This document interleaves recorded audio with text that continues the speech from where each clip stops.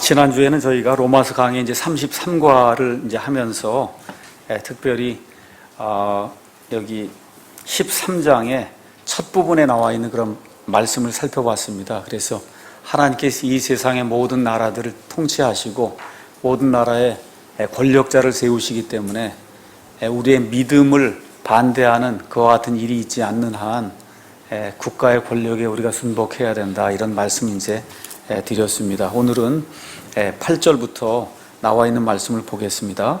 서로 사랑하는 것 외에는 누구에게든지 어떤 것도 빚지지 말라. 다른 사람을 사랑하는 자는 율법을 성취하였느니라. 너는 간음하지 말라. 너는 살인하지 말라. 너는 도둑질하지 말라. 너는 거짓 증언하지 말라. 너는 탐내지 말라 한 것과 어떤 다른 명령이 있을지라도 그것은 너는 내 이웃을 내 자신과 같이 사랑하라 하신 이 말씀 안에 간략하게 들어있느니라. 사랑은 자기 이웃에게 해를 끼치지 아니하나니 그러므로 사랑은 율법의 완성이니라. 지금 이렇게 기록이 되어 있습니다. 이제 여기 가서 보시면은 서로 사랑하는 것, 그거 외에는 다른 것 빚지지 말라, 이렇게 이제 하나님 말씀해 주시고, 다른 사람을 사랑하는 자는 율법을 성취했다 말씀하면서 9절에는 율법의 이제 대표가 되는 게 십계명인데, 십계명은 10개의 명령으로 되어 있죠.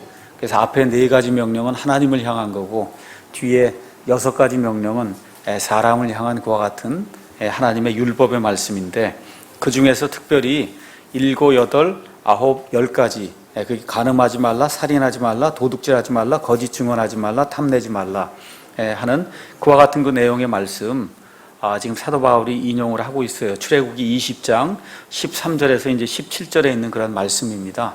그래서 이제 그걸 이야기하면서 그게 율법이라는 거죠. 율법이 그렇게 요약이 될 수 있다. 레위기 19장 18절에도 가서 보니까 동일한 그런 말씀이 이제 기록이 되어 있습니다. 제가 가서 한번 읽어보겠습니다. 레위기 19장 18절에 있는 말씀입니다. 거기 가서 보니까 너는 원수를 갚지 말고 내 백성의 자손들에게 불평하지 말며 내 이웃을 내 자신과 같이 사랑하라. 나는 주니라. 이렇게 이제 기록이 되어 있습니다. 이 말씀이 십계명 가운데서 사람들을 향한 그런 명령들, 이거를 요약을 한 거예요. 그래서 우리 예수님도 마태복음 22장 37절에서 39절에 보면은 이 십계명의 말씀, 아니면 구약의 전체 그 말씀을 2가지 명령으로 예수님이 딱 요약을 해서 우리에게 이제 말씀을 해주십니다. 22장 37절에서 39절 가서 보니까 예수님께서 그에게 이르시되 너는 내 마음을 다하고 혼을 다하고 생각을 다하여 주 내 하나님을 사랑하라. 이것이 첫째가는 큰 명령이요. 그러니까 십계명의 앞에 나와 있는 그 4개를 하나로 요약하면 주 하나님을 사랑하라, 그렇게 요약이 될 수 있다는 겁니다. 그 다음에 둘째 명령은 그것과 같은 것으로서 너는 내 이웃을 내 자신과 같이 사랑하라 이니라, 이렇게 예수님 말씀해 주셨거든요. 모든 율법과 대언자들의 글이 이 2 명령에 매달려 있느니라, 이렇게 이제 이야기하고 있어요. 그러니까 구약에 있는 모든 말씀을 딱 2가지로 표현하면 주 하나님을 사랑하고 내 이웃을 사랑해라, 지금 그걸로 다 이제 요약이 된다. 하나님께서 이제 그렇게 말씀을 해주시는 겁니다. 이렇게 말씀해 주시면서 이렇게 사랑을 갖게 될 때 이웃을 향해서 그러면 이웃에게 악을 행하지 않는다, 이렇게 말씀하면서 하나님과 이웃을 사랑하는 것이 곧 율법을 완성하는 거다, 완수하는 거다, 이렇게 말씀해 주세요. 그래서 십계명이 만들어진 이후에 나중에 이제 시간이 지나는 가운데 바리새인들이라고 한 사람이 예수님 오시기 한 300년 전쯤부터 이게 형성이 되기 시작해서 바리새인들이 율법의 말씀을 쪼개놨어요. 그 10가지를 몇 개로 쪼갰냐면 613개로 쪼개놨어요. 이렇게 하는 건 맞고 이렇게 하는 건 틀리다. 그래서 613개 율법이 나와 있는 거예요. 그러니 그걸 가지고 사람을 구속하니까 얼마나 힘들었겠어요. 그렇죠? 그래서 613개 그 율법의 말씀이 조금 더 축소를 하면 십계명의 10가지 명령으로 축소가 되는 겁니다. 출애굽기 20장, 신명기 5장에 있는 말씀이 똑같은 말씀입니다. 이 10개를 또 축소를 하면 2개의 명령으로 축소가 된다는 거예요. 예수님 말씀하신 것처럼. 그 다음에 이 2개의 명령도 아예 그냥 한 단어로 딱 얘기해라. 그렇게 하면 사랑하라고 하는 그런 말로 요약이 될 수 있다는 겁니다. 그래서 사랑이라고 하는 그 말이 신구약 성경의 모든 말씀을 통합한 거다, 이렇게 이제 말씀해 주세요. 그래서 어떻게 사랑하느냐 하는 그런 그 문제가 나와 있는데, 갈라디아서 5장 16절, 그 다음에 22절 그 말씀을 이제 가서 보시면 성령 안에서 거하고 성령의 열매로서 우리가 사랑해야 된다. 이렇게 이제 이야기하고 있고, 고린도전서 13장이 우리가 알고 있는 사랑장입니다. 사랑장. 여기 나와 있는 이 사랑은 한번 가서 잠깐 보실래요? 고린도전서 13장 가서 보시면, 내가 사람들의 언어들과 천사들의 언어들로 말할지라도 사랑이 없으면 소리나는 징과 울리는 꽹과리가 된다. 이게 사랑, 여기 봐서면 사랑 나오는데, 사랑이 가서 보시면 진하게 돼 있죠. 진한 글자로. 그렇죠? 그래서 여기 진한 글자로 돼 있는 것은 그리스 말의 사랑이 여러 종류가 있어요. 여러 종류. 그 중에 예수님이 희생으로 보여주신 그 사랑은 아가페 사랑이다. 이 아가페 사랑은 단순하게 love가 아니라 영어로 charity로 표현이 되어 있어요. charity. 그래서 여기 나와 있는 이게 진하게 되어 있는 거는 love가 아니고 영어로 charity예요. 그러니까 어떤 사람이 사랑 침례교회 그러니까 love baptist church인가 보다 이렇게 러브 베프티스트 처치가 아니라 우리 교회 이름 영문으로 Charity Baptist Church에, 그래서 여러분이 cbck.org 하잖아요. Charity Baptist Church of Korea 이렇게 된 거예요. 그게 cbck.org, 그게 그런 뜻입니다. 거기 가서 보니까 사랑의 그 특성이 지금 나와 있는데, 우리가 보통 이야기하는 그런 사랑하고는 사랑이 굉장히 많이 달라요. 그러니까 결혼식장에서 얘기하는 그 사랑하고 고린도전서 13장에 나와 있는 사랑은 사랑의 내용이 굉장히 많이 다릅니다. 6절, 오늘 아침에도 우리 한 형제님이 기도할 때 말씀해 줬지만, 사랑은 불법을 기뻐하지 아니하고 진리를 기뻐하는 게 사랑이에요. 그러니까 사랑이 그냥 뭐 남녀간의 이런 사랑, 이런 종류의 그런 사랑이 아니고 진리를 구분할 줄 아는 게 사랑이라고 지금 얘기하고 있어요. 그래서 오늘 집에 가시거든 4절부터 시작해갖고 여러분이 7절까지 자기 이름을 넣고 그리고 한번 읽어보시면, 그러면 정말 내가 사랑해서 얼마나 먼 존재인가, 이런 거 이제 알 수가 있을 겁니다. 가서 지금 하지 마시고 집에 가셔서 한번 가서 해보세요. 그러면 얼마나 사랑과 내가 거리가 먼 그런 존재인가 알 수 있거든요. 네, 그렇게 이제 생각해 보시고, 그런 사랑으로 하나님을 사랑을 하고 그 다음에 성도들 사랑하고 이웃을 사랑하라고 성경이 얘기해. 그게 율법의 완성이다. 이렇게 이제 이야기하고 있습니다. 자, 그 다음에 이제 11절에서 이제 14절 이제 다시 돌아와서 로마서 말씀에 이제 가서 보니까 이번에는 깨어서 일어나야 된다고 하는 그런 말씀을 이제 거기서 이제 주고 계십니다. 제가 읽어보겠습니다. 또 때를 알거니와 지금이 우리가 잠에서 깨어야 할 바로 그때이니, 이는 지금 우리의 구원이 우리가 믿었을 때보다 더 가까이 있기 때문이라. 밤이 많이 지나고 낮이 가까이 왔으니 그러므로 우리가 어둠의 행위를 벗어버리고 빛의 갑옷을 입자. 낮에 하듯이 우리가 정직하게 걸으며 흥청거리거나 술 취하지 말고 침실을 더럽히거나 방탕하지 말며 다투거나 시기하지 말자. 오직 너희는 주 예수 그리스도로 옷 입고 육신의 정욕을 채우기 위해 육신에게 기회를 주지 말라. 지금 이렇게 이야기하면서 여기 이제 11절부터 14절은 하나님의 기상나팔 소리를 들으라는 거예요. 더 이상 잠에 취해 있으면 안 된다는 겁니다. 그래서 성경 가서 보니까 하나님이 일어나 깨라고 하는 게 신약 성경에 4군데가 나옵니다. 여기를 포함해서 나머지 3군데 제가 먼저 말씀드릴게요. 에베소서 5장 8절 말씀 가서 보니까 뭐라 기록이 되어 있냐면, 너희가 한때는 어둠이었으나 이제는 주 안에서 빛이니 빛의 자녀들로서 걸으라. 이 말씀과 함께 14절에 그러므로 그분께서 이르시기를 너 잠자는 자여 깨어서 죽은 자들로부터 일어나라. 그리스도께서 내게 빛을 주시리라 하시느니라. 이렇게 이제 이야기가 되면서 빛의 자녀들이 일어나서 이제 빛을 발할 그와 같은 때가 됐다는 겁니다. 영적인 죽음에서, 교리적인 어떤 그런 죽음에서 이제 깨어나서 일어나서 빛을 발하라고 성경이 지금 이야기를 하고 있어요. 과거에 우리가 잘못된 그런 성경을 가지고 믿음 생활을 했어요. 그 가운데 하나님께서 은혜를 주셔서 저와 여러분 구원도 해주시고 하나님의 자녀로 이제 삼아주는 그와 같은 이 은혜를 베풀어 주셨거든요. 그 가운데 하나님께서 또 킹제임 성경이라고 하는 하나님이 완전히 보존해 주신 그런 성경이 있다는 걸 알게 해주셔서 지금 저와 여러분이 이 자리에 나와 있잖아요. 그래서 잠에서 깨어 일어나야 된다는 겁니다. 이제는 더 이상 머뭇거릴 시간이 없다는 거예요. 이 말씀하면서 이 땅에서 우리의 과제는 예수 그리스도의 생명을 드러내는 거다. 고린도후서 4장 10절에서 11절 그 말씀이 우리에게 이제 이야기하는데 중요하기 때문에 제가 하나 읽겠습니다. 4장 10절에서 11절. 우리가 항상 주 예수님의 죽으심을 몸에 짊어짐은 예수님의 생명 또한 우리 몸에 나타내게 하려 함이라. 살아있는 우리가 예수님으로 인하여 항상 죽음에 넘겨짐은 예수님의 생명 또한 우리의 죽을 육체 안에 나타나게 하려 함이라. 그래서 저와 여러분을 통해서 예수님의 생명이 나타나도록 하는 것이 하나님의 뜻이다. 그래서 자꾸 멀리서 생각하지 마시고 내 삶과 우리 가정의 삶 아시죠? 거기에서 제일 먼저 나타나도록 저와 여러분이 좀 힘을 쓰셔야 됩니다. 그 다음에 교회, 사회가 있는 거예요.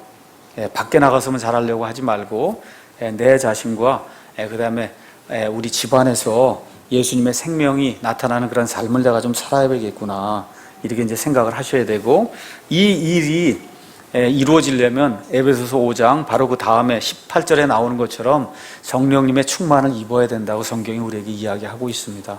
그러니까 성령님이 우리를 지배해야 이와 같은 일이 가능하다. 그래서 어쨌든 빛의 자녀로 이제는 더 이상 죽은 상태에 있을 수 없다는 거죠. 일어나서 깨서 빛을 발하는 그와 같은 삶을 살아야 된다고 성경이 이야기하고 있고, 고린도전서 15장에 가서 보니까 또 한번 일어나 깨야 된다고 하는 그런 말씀이 나와 있습니다. 고린도전서 15장은 여러분이 잘 아시는 것처럼 부활에 대한 그런 말씀을 우리에게 주고 있습니다. 15장 32절 그 다음에 34절 가서 보니까 내가 사람들의 방식대로 에베소에서 짐승들과 싸웠을진데 만일 죽은 자들이 일어나지 아니한다면 그것이 내게 무슨 유익을 주겠느냐. 내일 우리가 죽을 터이니 우리가 먹고 마시자. 속지 말라. 악한 사귐은 선한 습성을 부패시키느니라. 의에 대하여 깨어있고 죄를 짓지 말라. 깨라는 거예요. 깨어 있어야 된다. 어떤 자들에게 하나님에 대한 지식이 없으므로 내가 너희를 부끄럽게 하려고 이것을 말하노라. 지금 여기는 앞뒤 문맥이 지금 부활에 대한 건데 부활을 부인하는 자들이 있었다는 거예요. 저와 여러분이 교리에 충실하지 않으면 그럼 저와 여러분의 삶에 악한 교리가 영향을 미치게 되어 있습니다. 그래서 그런 악한 교리가 또 어떻게 들어오느냐, 자꾸 옳지 않은 사람들하고 사귀면 그러면 악한 교리를 배울 수밖에 없다는 거예요. 거기 나와 있는 것처럼 악한 사귐은 선한 습성을 부패시킨다는 거예요. 저와 여러분 이렇게 바른 성경을 가지고 있는데도 자꾸 옆에 있는 사람, 개혁 성경이 옳다고 주장하는 사람 거기에 가서 계속 가서 있으면 어쩔 수 없이 거기 넘어간다는 겁니다. 그러니까 이런 것들을 잘 기억하시고, 교리도 마찬가지예요. 매일 구원 잃어버린다는데 그 무리에 가서 있으면 얼마 지나면 나도 구원 잃어버리는 거야. 그런 사람이 된다는 거예요. 악한 그와 같은 사귐이 선한 습성을 부패시키기 때문에 그래서 깨어 있으라는 겁니다. 의에 대해서 깨어 있어야 되고 죄를 짓지 말라고 성경이 이야기하는 겁니다. 오늘 이제 어떤 방문자하고 이제 잠깐 이야기하다 보니까 어느 교회 갔더니 목사님 참 좋으신데 설교가 그냥 처음부터 끝까지 용서하고 사랑하라 이것만 돼갖고 참 불안하게 느끼셨다 이런 말씀을 해주세요. 그래서 왜 그러냐 이제 그런 얘기를 했더니 그런 설교를 듣고 나가면 그냥 곧바로 나가서 마음껏 죄 짓고 또 교회 오면은 사랑한다 하나님이 용서한다 또 그 다음에 나가서 또 죄 짓고 이런 생활이 반복되기 때문에 그렇다. 맞는 말씀이에요. 맞는 말씀인데 우리가 이제 이런 것들을 잘 이해하지 못하고 성경을 균형 있게 이제 보지 못하면 이런 문제가 생길 수 있다는 거예요.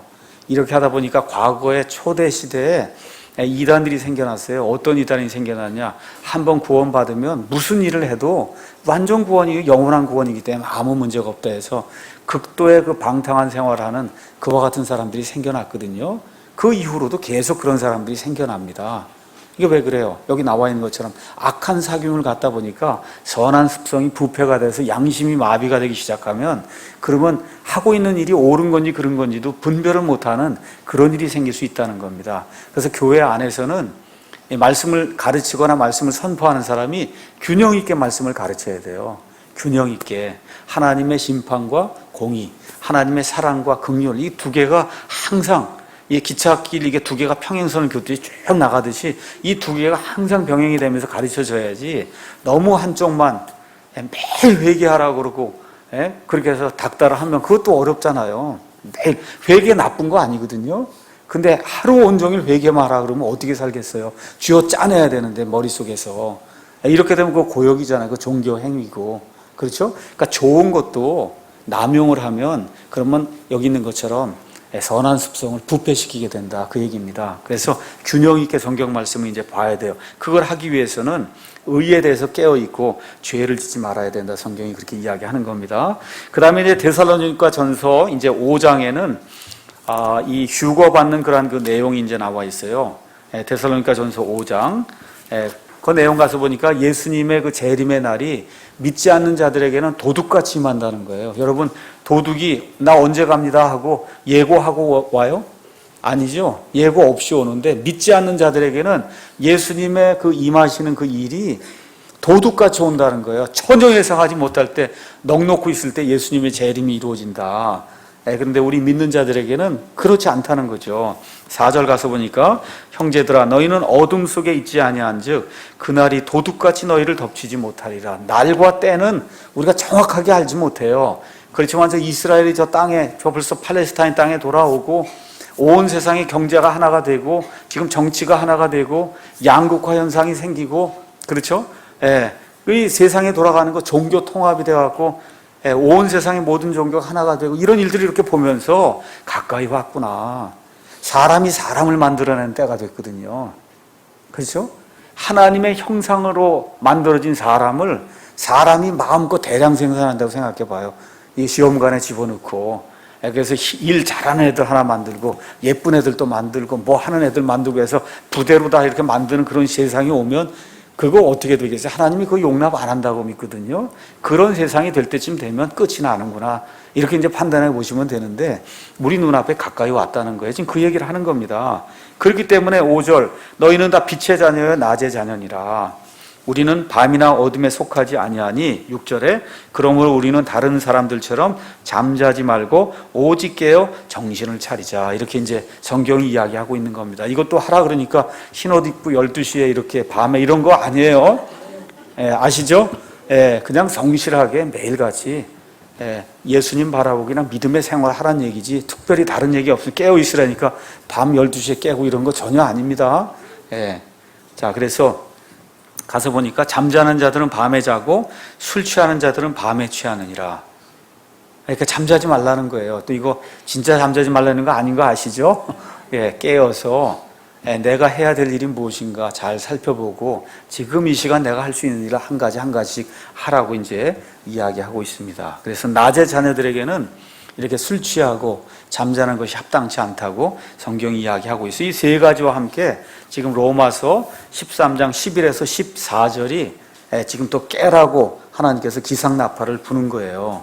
그러면서 여기 가서 보니까 또 때를 알거니와 지금이 우리가 잠에서 깨어야 할 바로 그때이니 이는 지금 우리의 구원이 우리가 믿었을 때보다 더 가까이 있기 때문이라. 야, 이거 구원도 뭐 진보가 되는가 보다, 이렇게 또 생각하시면 안 돼요. 이럴 지금 나와 있는 이 구원은 무슨 구원인 것 같아요, 여러분? 구원에 과거적 측면이 있고 현재적 측면이 있고 미래적 측면이 있다 그랬죠. 그럼 이 구원은 어떤 측면의 구원을 얘기해요? 미래적 측면의 구원, 그렇죠? 우리 몸이 완전히 영화롭게 되는 것, 성경의 표현으로 이야기하면 하나님께서 우리 몸을 구속하는 것. 우리가 구원받았어요. 구원받은 순간에 이 영과 육과 혼이 다 하나님의 것이 된 게 사실인데, 이 몸은 지금 땅에 잡혀 있잖아요. 맞습니까? 땅에 잡혀 있어요. 그래서 이제 이게 죽게 되면 땅 속에 들어가 있거든요. 썩는단 말이에요. 예수님께서 공중 강림하실 때에 비로소 이 몸까지도 예수님이 싹 물러서 가져가신단 말이에요. 그러면서 몸이 호련히 변화가 돼서 영화로운 몸으로 바뀌게 되거든요. 그거를 몸의 구속이라고 얘기해요. 몸의 구속. 그 구속이 이루어지는 그때가 우리가 처음 믿었을 때보다 더 가까이 다가왔다는 거예요. 30년 전에 제가 예수님을 알았으면 그때보단 지금이 그날이 더 가까운 거 맞죠? 그 얘기를 지금 하고 있는 겁니다. 그래서 믿은 지 30년 되었으면 처음 믿었을 때보다 그만큼 주님의 날, 주님께서 우리 몸을 구속하시는, 구속이 또 이렇게 뭐 이 감옥에 집어넣는 그런 구속 아닙니다. 구한다는 거하고 속한다 그런 뜻이에요. 그런 구속을 이제 이야기하는 겁니다. 그래서 주님의 재림이 가까이 눈앞에 다가오고 있다는 그런 사실을 저와 여러분이 기억하시고, 또 하나 이런 말씀들을 들으면서 생각해야 될 거는 우리 몸에 사는 날이 한계가 있다는 거예요. 여러분 천년 만년 사는 거 아니잖아요. 맞습니까? 그러니까 우리가 가지고 있는 그 여러 가지 것들도 있지만 가장 중요한 게 우리 삶이거든요. 이 삶 하나님께 드릴 수 있는 만큼 많이 드리고 사는 게 좋겠다 이런 생각이 듭니다.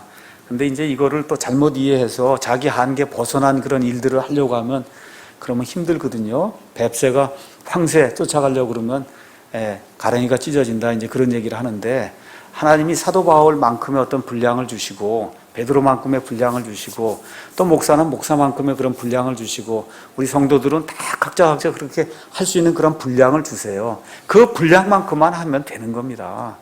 더 이상 하나님 요구하지 않으세요. 그러니까 너무 큰 목표, 야망을 이렇게 갖지 마시고 그냥 하루하루 성실하게 주님 안에서 믿음 가지고 살아간다. 가정생활 똑바로 한다. 아이들 제대로 키워야 된다. 그저 이렇게 생각하시고 저와 여러분 이제 살면 될 것 같습니다.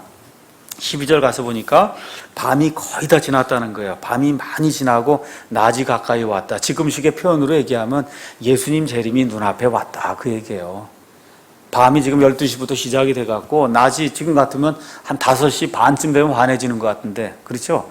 지금 이 식으로 표현하면 5시 15분쯤 됐다 그 얘기입니다. 아침 5시 15분쯤 됐다. 밤이 거의 다 지났다는 거예요. 예수님 재림이 눈앞에 다가왔다. 성경이 이제 그 얘기하는 겁니다. 그래서 우리 주님의 그 오심을 고대하고 있다고 디도서 2장 13절이 이야기하는데 이 내용이 참 좋습니다.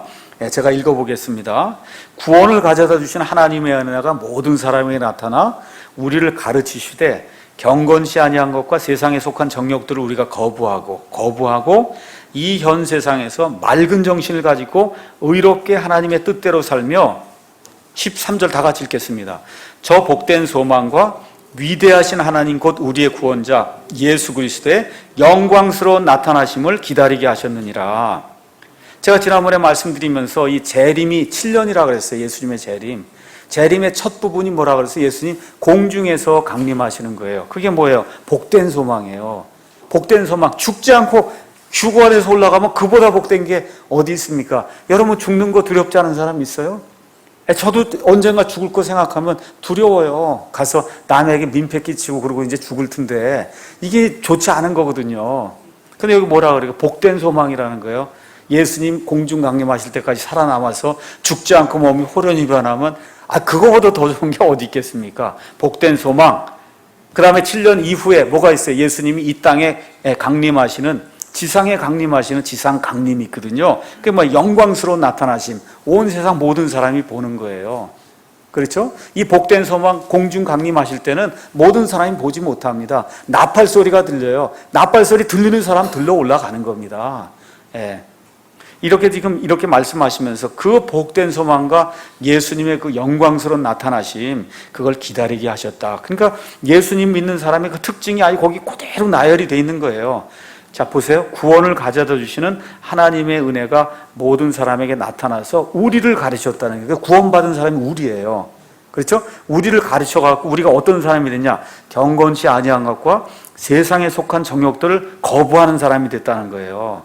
그러니까 세상에 살면서도 세상에 속하지 않은 그와 같은 삶을 사는 그런 사람이 됐다는 겁니다. 그러면서 이 현 세상에서 맑은 정신을 가지고, 여기 맑은 정신은 술 취하지 않았다는 거예요. 해롱해롱 되지 않는다는 거예요. 맑은 정신을 가지고 때가 어떻게 언쯤 왔구나 이 기억하고 아이들을 어떻게 간수해야 되겠구나, 이 예배드리고 이거 하는 거 얼마나 귀중히 여겨야 되겠구나, 하나님의 말씀 할 수 있는 데까지 내 재물을 들여서 어떻게 하든 해야 되겠구나, 이 맑은 정신을 가지고 의롭게 하나님의 뜻대로 살면서 예수님의 재림의 소망을 기다린다는 거잖아요. 아주 잘 표현이 되어 있잖아요.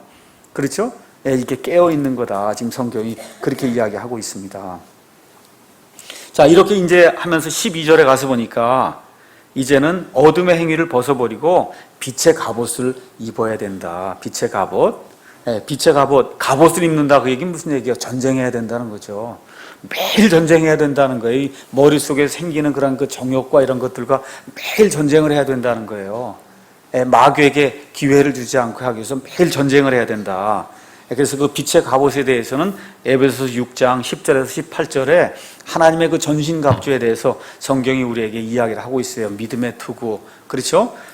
이런 방패와 그 다음에 복음을 예배한 것을 신을 신고, 그 다음에 이 공격용 무기로 하나님의 말씀의 검을 들어야 된다. 이 얘기를 해주지 않습니까? 그래서 여러 가지 것들이 다 수비용 무기인데 공격용 무기는 하나님의 말씀 외에는 없다고 얘기를 하고 있습니다.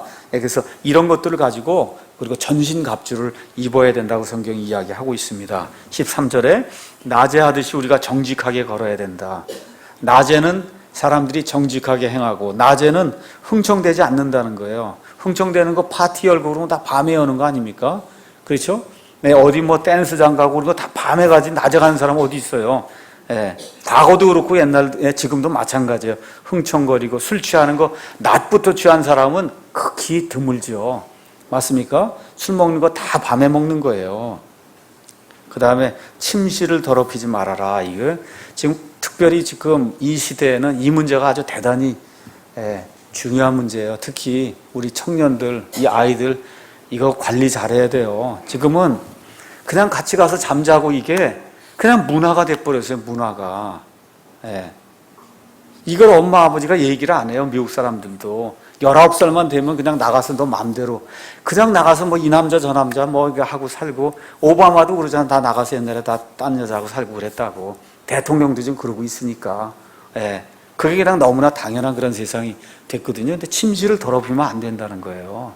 어머니 아버지가 먼저 그러면 안 되고, 요새 부부들끼리 스와핑 한다 그러고, 지금 이런 세상 아니에요. 지금 세상이. 이렇게 지저분한 일을 하면 안 된다고 성경이 지금 이야기해. 더더구나 우리 예수님 믿는 사람에겐 합당치 않다는 겁니다. 방탕하지 말아라. 우리 허랑방탕한 삶을 산다고 얘기하죠. 그 허랑방탕이 이상하게 보면 꼭 술, 담배하고 연관이 돼 있어요. 술, 담배 자체가 무슨 구원하고 상관이 없지만 이상하게 허랑방탕하게 사는 사람 보면 술, 담배 거기에 쩔어서 살거든요. 그게 이상한 거예요. 그게 그렇게 연관이 이게 돼 있고, 미국 같으면, 여기는 한국은 그렇지 않지만 마약에 빠지게 되고, 그게 아주 공식입니다. 공식. 방탕한 그런 삶을 사는 거예요. 그 방탕하다고 하는 거는 절제가 없다는 거예요.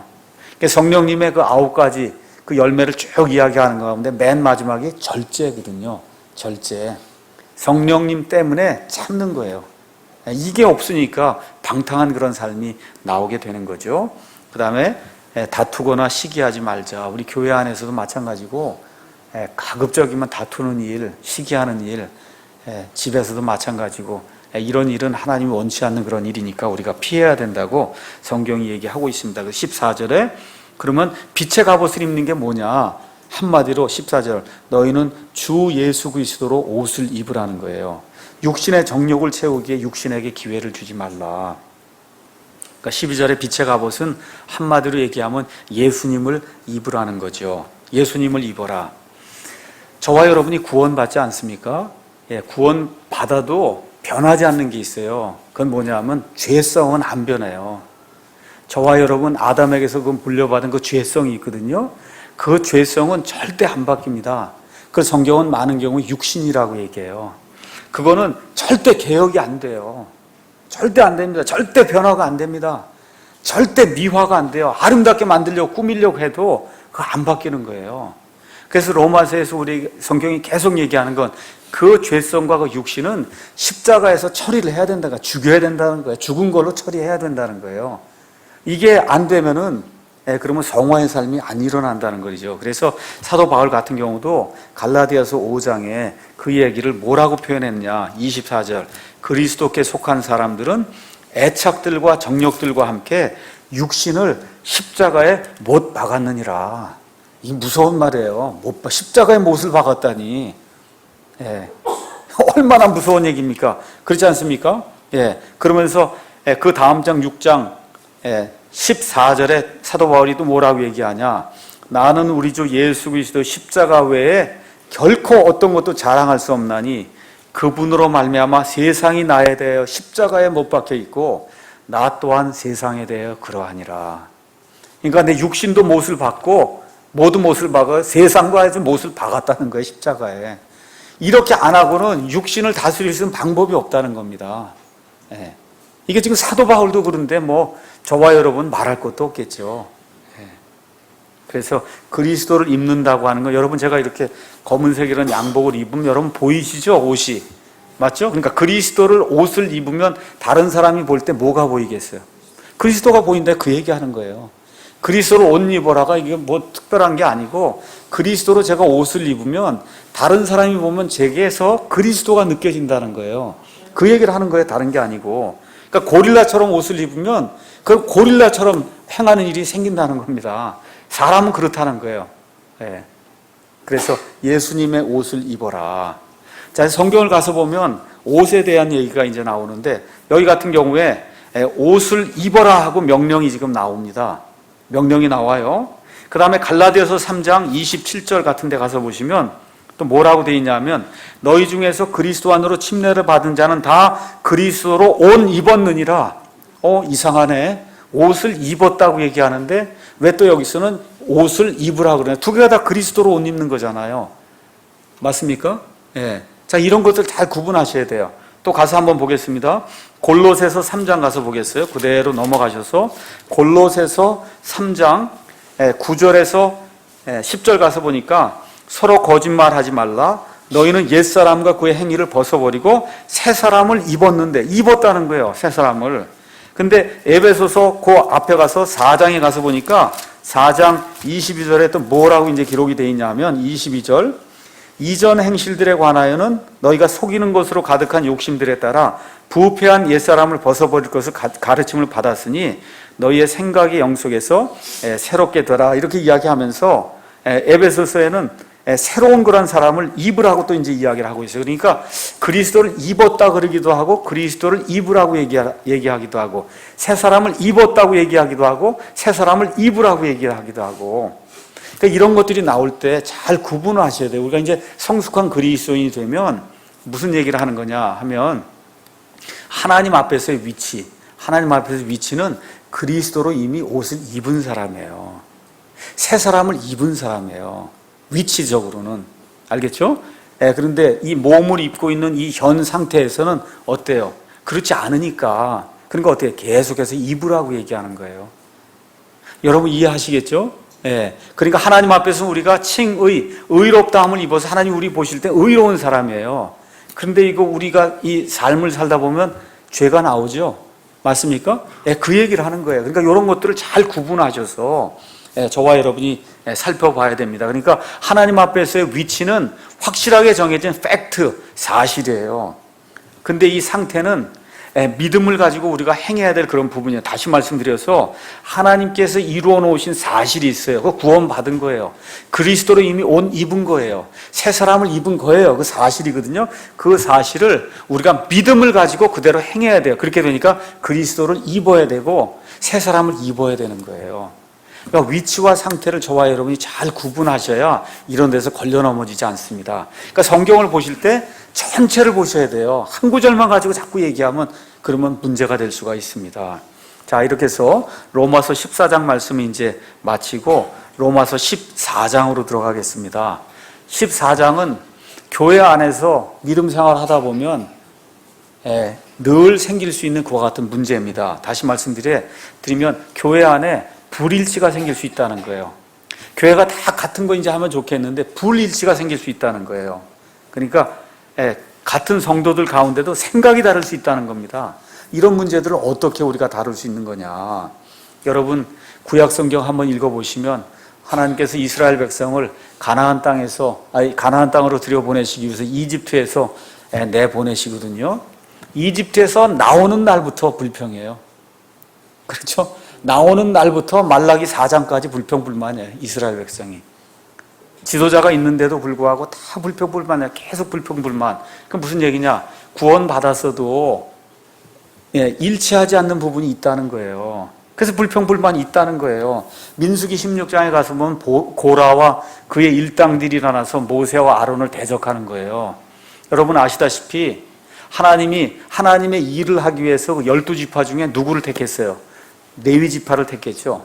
그 레위 지파 중에서 누구만 제사장이 되는 거예요? 아론과 그의 아들들만 제사장이에요.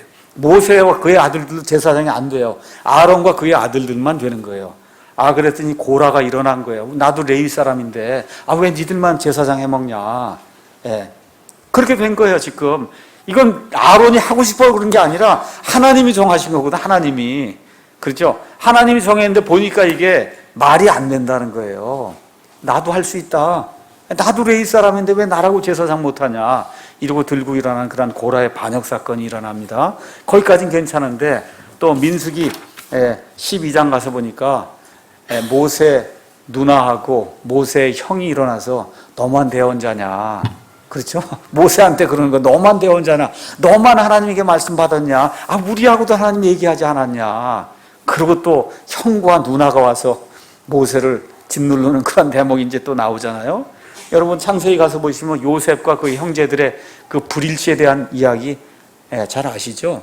그러니까 이게 사람이 살다 보면 하나님의 백성이든 하나님의 백성이 아니든 일치하지 않는 그런 부분이 있다는 겁니다. 목사님 그건 구약시대에만 있는 거 아닙니까? 아니에요. 신약시대에도 엄청나게 많아요. 이와 같은 그 불일치의 사건들이. 신약교회에도 이 문제가 있는 거예요. 고린도 교회 지도자 때문에 문제가 생겨서 나는 바울파입니다. 나는 아볼로파입니다. 나는 게바파입니다. 나는 예수님 파입니다. 그렇죠?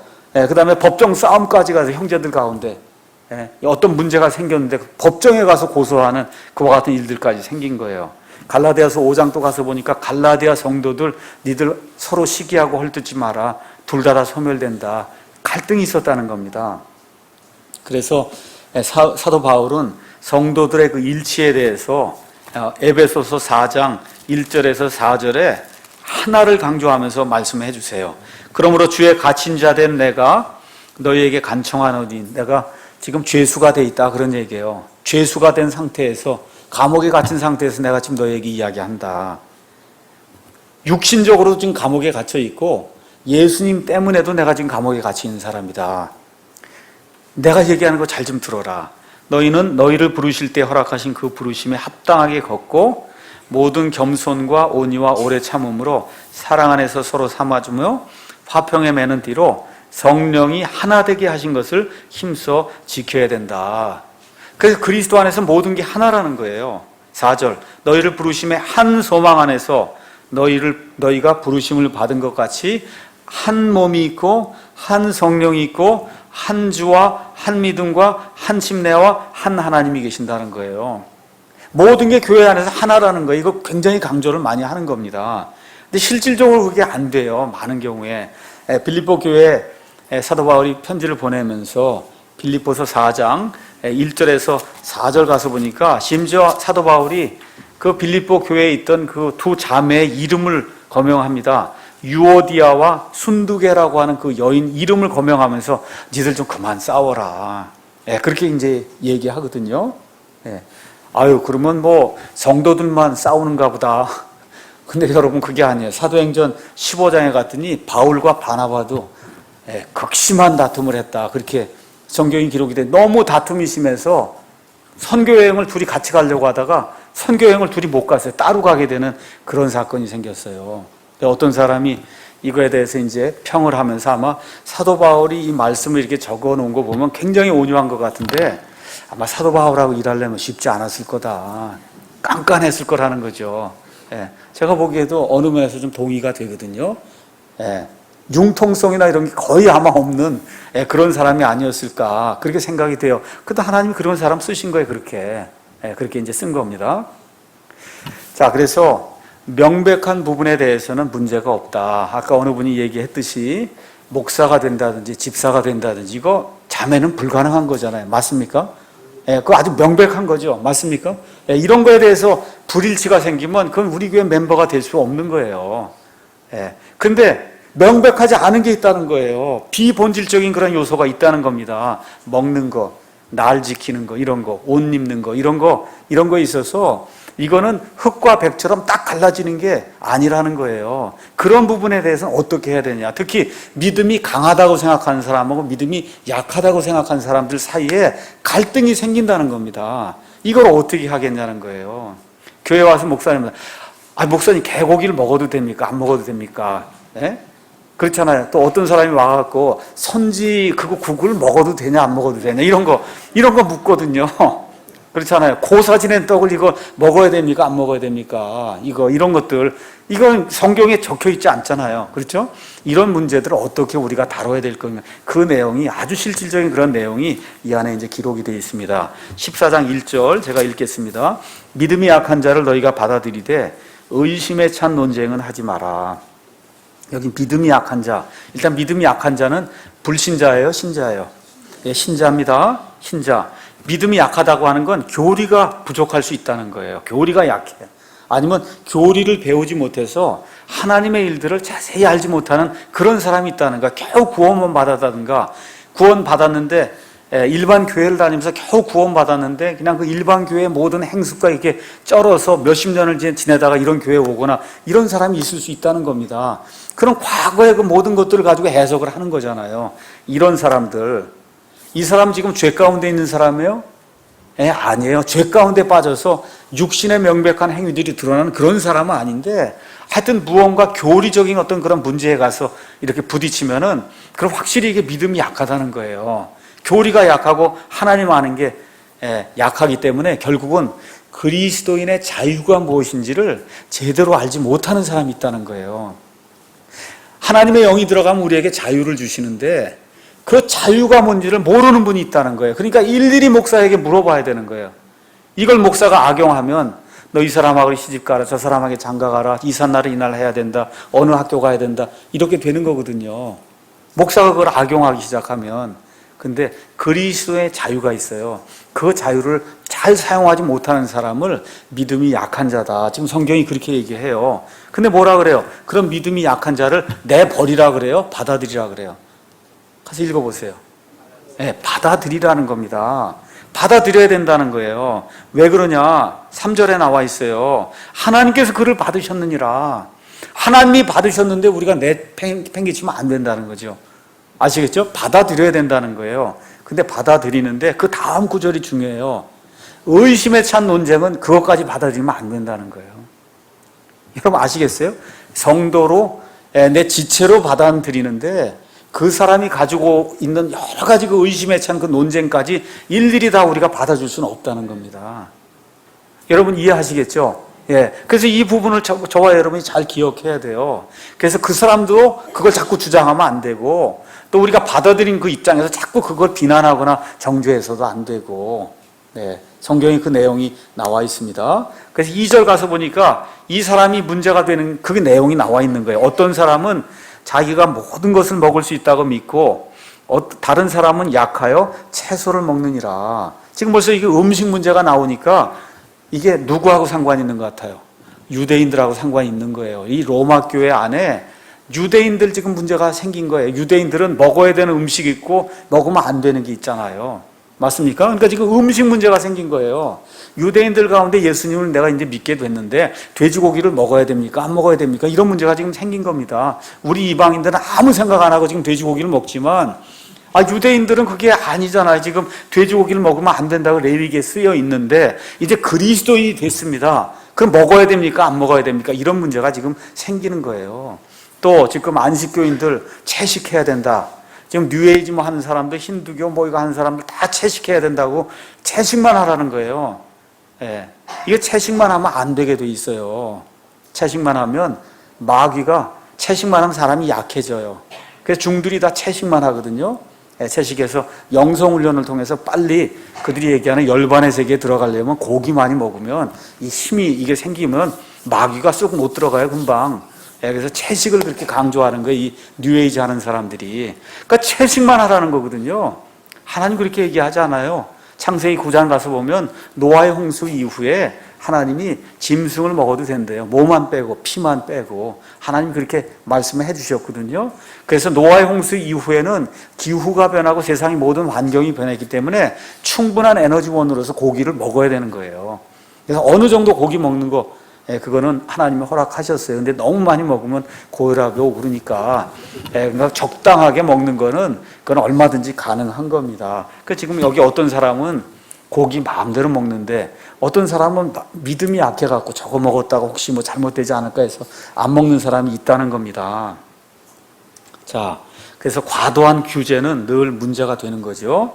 그래서 어떤 사람이 와서 그 제사 음식인데 이거 시루떡을 어떻게 해야 되냐? 먹으면 좋지요. 저도 시루떡을 좋아하는데요.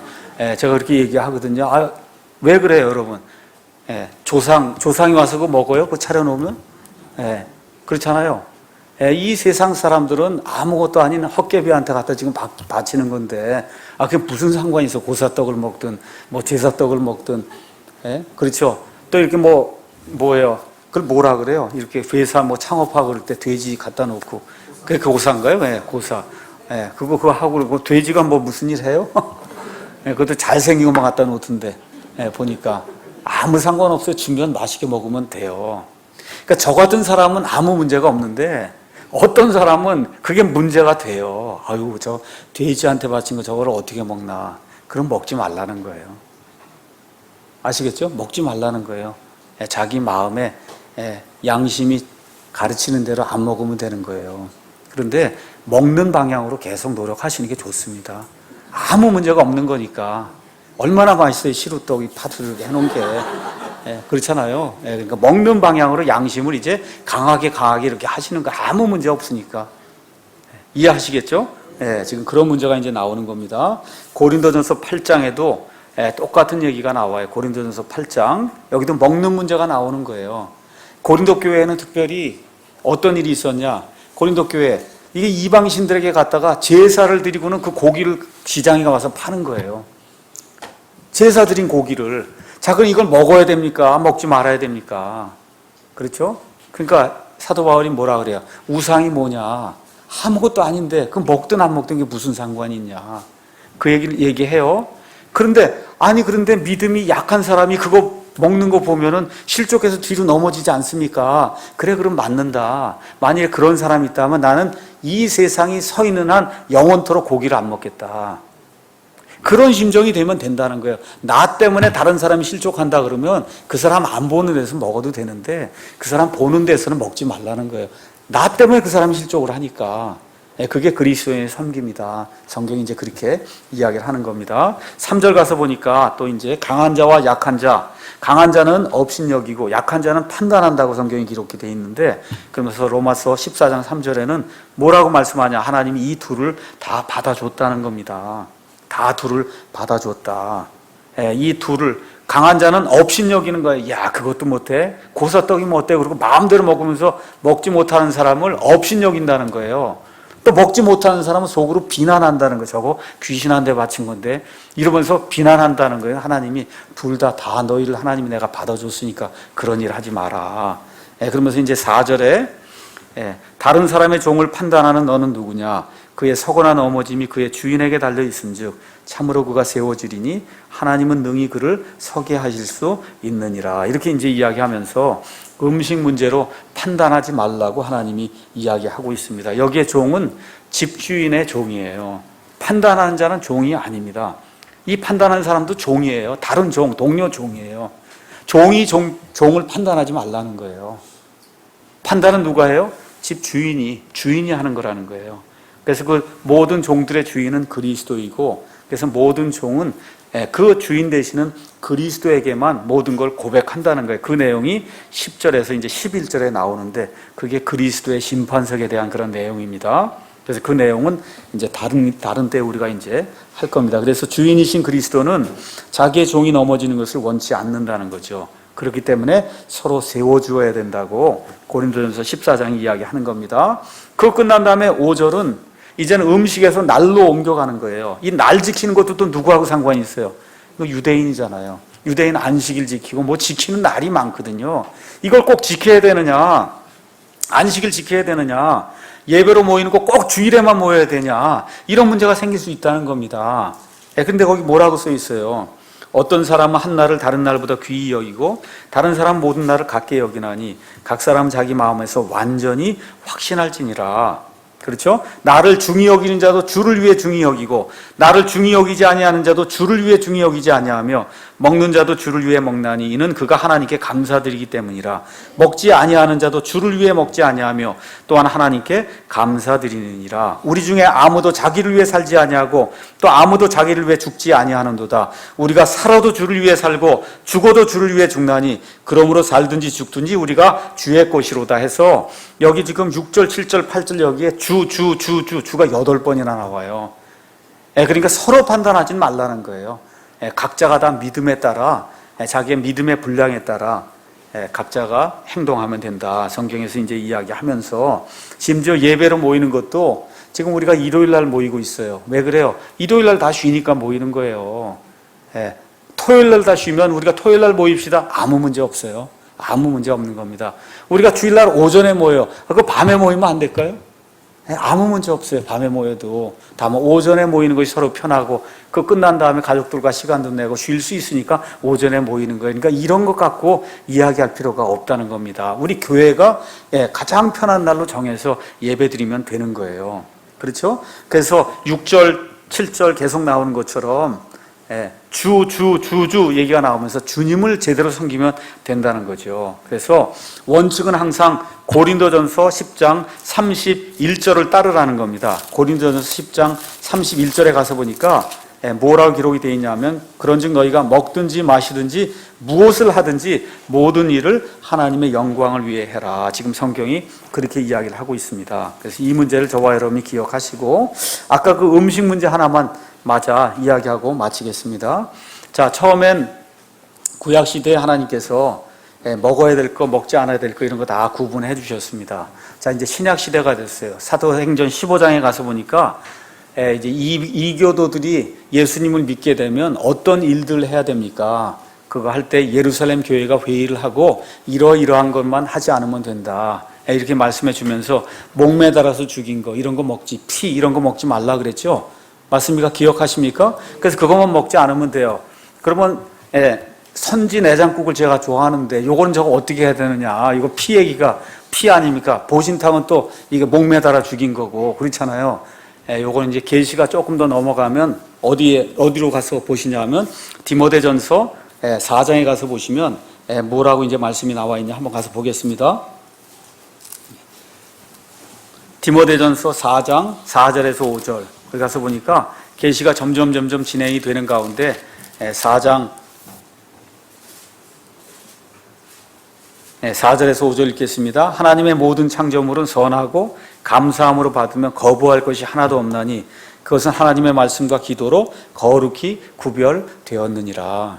그래서 믿음을 가지고 저와 여러분이 뭐 선지내장국을 먹든 뭐 개고기를 먹든 상관이 없으니까 이제 그런 시대가 열린 거예요. 먹는 거 이런 걸로는 저와 여러분이 뭘 판단하지 않아도 될 그런 시대가 열렸다. 이렇게 생각을 하시고 다음 주에 그 이어서 말씀 전하도록 하겠습니다. 잠깐 기도하겠습니다.